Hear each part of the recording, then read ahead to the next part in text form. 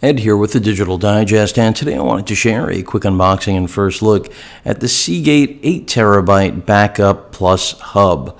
Now, essentially what you're looking at is an 8TB, I will call it archive type storage drive that is external. It does have its own power supply. Seagate also offers 200 gigs of cloud storage. I believe it's for 2 years. After that, I'm assuming they expect you to pay for it, but that's with the drive out of the box. Obviously, 8 terabytes, a lot of data on one drive, but if you need it, you need it. Of course, you can go with internal drives. They will be more expensive. This has a 2-year warranty and also has a USB hub. That is why it's called Plus Hub. It lies in the name.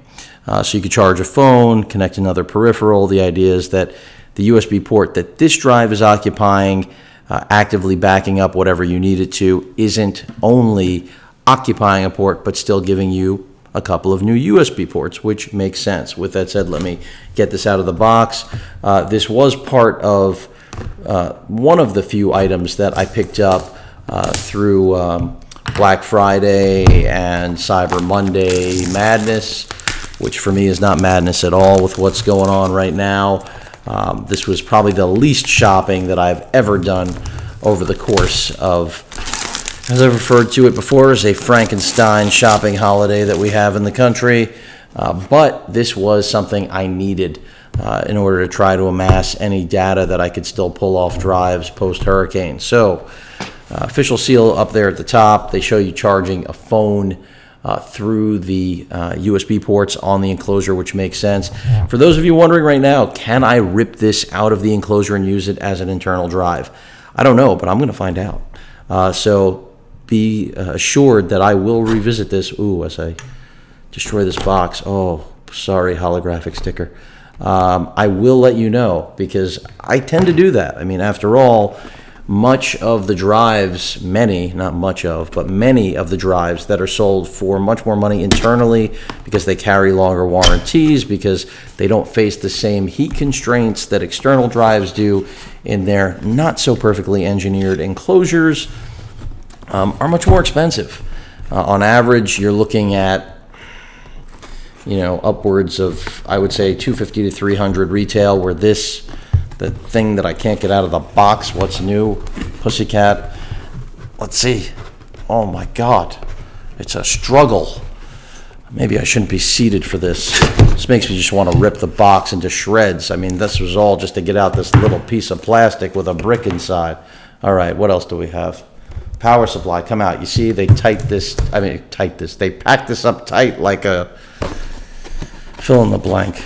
Wow, every piece of cardboard is wedged in there like they never wanted me to get it out. Holy shiitake. All right, here we go. This is all for a power supply. My God. Come on. Battle of the backup from Seagate. Seagate doesn't have the best reputation, but what is going on with the packaging? All right, that's it. I'm going in through the rear. Oh, sorry, Seagate. You frustrated me enough that your packaging has no power here. Apparently it still has some power, but oh my God. All right, come on. Oh, I'm exhausted. I'm actually out of breath, and this is for a power brick. For a friggin' power brick. All right, here it is. Get ready. I know this is going to be exciting now. Listen to that plastic. And got a USB transfer cable 3.0.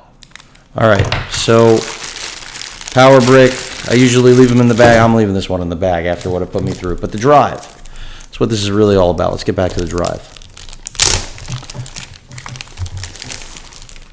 Nice and glossy, just what I'm looking for. But no, really, this is all about the 8 terabytes. I mean, for the last 2 years, 8 terabytes in a single drive was incredibly expensive, and now it's still a little over 200 right now, but you watch, this will be under 200 again. I'll have a link in the description to Amazon. I can already see why ventilation might be an issue.